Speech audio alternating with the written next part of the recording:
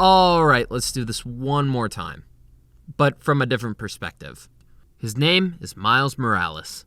He was bitten by a radioactive spider, and ever since Peter left for a work trip overseas, he's been New York's one and only Spider-Man. Now let me fill you in on the rest. If you couldn't tell, I've been on a bit of a Spider-Man high lately. The combination of Spider-Man 2's gameplay trailer and the release date announcement and the amazing film Across the Spider-Verse has all kind of left me in this state of hype. By the way, go watch Across the Spider-Verse if you haven't already. I am no longer suggesting. And funny enough, I actually played Miles Morales this year. I remember when this game was first announced and everyone was so excited for it. But that's it. I don't remember any hype beyond that point. And I think it's because of 3 reasons. 1, because the game is much shorter than the original Spider-Man. 2, we got a lot of really good games in 2020. Final Fantasy VII Remake, Doom Eternal, Animal Crossing New Horizons, Among Us, etc. And 3, because when this game launched, it was a PS5 exclusive. Or I might be wrong on that, I have to double check. And no one, except like a small handful of people, were actually able to get a PS5. And not to mention, we were all trying to stay healthy/alive because of the pandemic. But now that we got Across the Spider-Verse, the Spider-Man 2 gameplay trailer, and a release date for the game, I really hope this will convince people to go out and play Miles Morales. Because even though this was forgotten about when it first came out, it's still an extremely fun game. Miles Morales is a direct sequel to the Spider-Man PS4's DLC. It's a bit of a setup game for Spider-Man 2. Miles is finally let loose on his own while Peter's out of town, and he's finally having his first unfiltered look as Spider-Man. And he's realizing the somewhat harsh reality that comes with the job, but at the same time, understanding what's so great about being Spider-Man. Following this theme that I have going on here is one of the things that sucks about this game is how it's so overlooked because of how similar it is to Spider-Man PS4. People look at this and wince because of its similarities, relating it to PS4 but with a fresh coat of paint, since a lot of assets like the movement, location, and combat are the same. But allow me to raise the question. Spider-Man PS4's assets were already very good, so is it really a bad thing to reuse good assets? And while old assets are being reused, they're also introducing new gimmicks, primarily invisibility and the Venom shock. These are the 2 altercations between Peter and Miles. Honestly, I think these gimmicks actually help change the playstyle between the 2 Spider-Men, further enforcing the difference and similarities between the 2. Peter's toolkit was more fun and diverse for direct combat, but Miles is more fun for stealth, which kind of leads into another point. The game suffers from a sort of Xenoblade philosophy. And just like Xenoblade, your main attacks are never quite ready when you need to use them the most. About 70% of the enemies you fight have this digital armor that's impervious to physical attacks, so you have to break it using your Venom Shock ability, which then allows you to hurt them physically. It's kind of annoying, but I mean, hey, the stealth is really fun. Speaking of enemies, you're tasked with fighting the Underminer. Wait, no, that's the Incredibles villain. Oh wait, no, the Underground, which is a small group of digital terrorists using digital matter, which doesn't make a whole lot of sense, to fight the energy corporation Roxxon, which is a cool concept, and we've seen it really well executed in other games like Final Fantasy VII, but it's completely ruined by the leader and main villain of the game. No, not him, he was fine.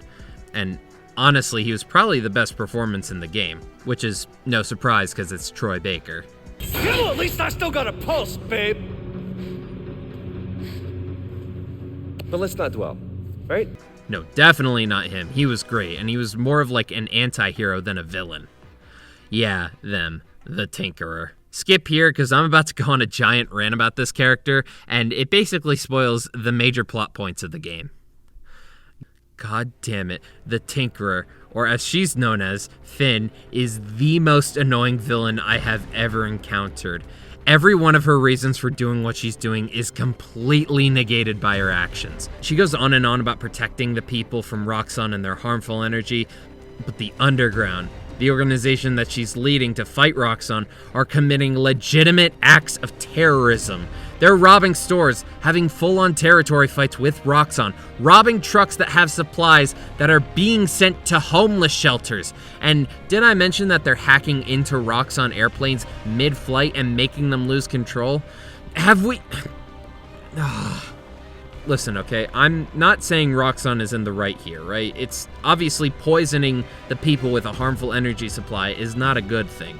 but you do not defuse a bomb by blowing it up with another bomb! And when the Tinker eventually finds out that Miles is Spider-Man, she gets so pissy and bitchy about how Miles lied to her about being a masked vigilante that helps people. And she is constantly reminding you of how you've been keeping secrets from her. Listen, I know you don't trust me. You're right, I don't.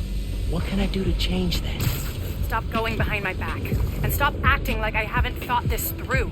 You are committing acts of terrorism, and you think he's the bad guy for not telling you he's a superhero? What the fuck? Also, you never said how Roxxon killed your brother, so technically, you lied first. And listen, okay, being Spider-Man is not a secret you tell everyone. In the infamous words of Dream, that's what the mask is for. Wow, that might have been the worst joke I've ever made. I get it, okay? She's so pent up with anger and hatred for Roxxon that she's become tunnel-visioned, and she's not seeing all the damage that she's done around her. But come on, dude, you almost blew up Harlem, and you still think Miles is the bad guy? God damn. Anyway, aside from them being my least favorite villain ever, I think one of my favorite things I enjoyed more than Spider-Man PS4 was the setting of the game. And I'm not talking about New York. I'm talking more specifically about the section of New York where the game focuses on, which is Harlem.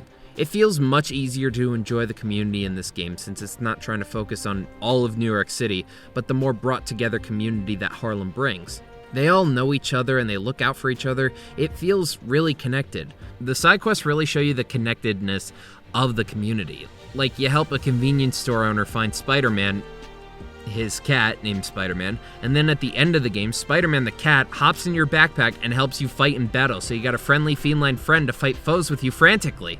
One of my favorite side quests is the one where you help a girl who speaks using ASL and talks about how there's always been a Spider-Man in New York City, but it means more to her knowing that there's one in Harlem looking out for her community. It makes it feel more special. Then she gives you her scarf and it's just, aww. Also, just a bit of a tangent in terms of side characters. Genki is a funny character, and he's just a really good character. He's the guy in the chair, but he's not annoying about it. And he's also just a bro for Miles. When Miles is at his lowest and is comparing himself to Peter, Genki says something along the lines of, "Bro, you're not Peter, you're you," fully enforcing the theme of be greater, be yourself that comes with the game. Whenever you say Spider-Man, you always mean the other one. You're Spider-Man. You can fix this. Your way. They could have bungled this character and made him the equivalent of something like Wheatley from Portal 2, but honestly, thank God, because it would have just ruined a huge chunk of the game. Genki is just an awesome character. While Miles Morales is shorter than Spider-Man PS4, that doesn't change the fact that the game is just as good. I feel like we're at a point where you can't have Peter without Miles, and that is exactly what I hope to see in Spider-Man 2. Seeing the two Spider people show New York who's watching over them. Even though this game had a couple rough spots, I had a blast just playing Spider-Man again.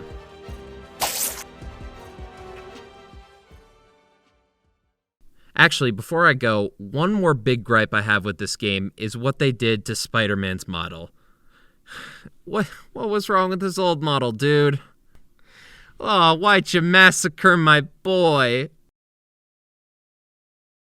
Hey, thanks for watching. If you like what you saw, then consider subscribing, liking, and commenting. I'll probably reply to your comment. I also just want to apologize that this came out a bit later than normal, at least for the month. I've been experiencing Tears of the Kingdom brain rot, so that's kind of where my attention's been focused a little bit. But I promise I am still working as hard as I can.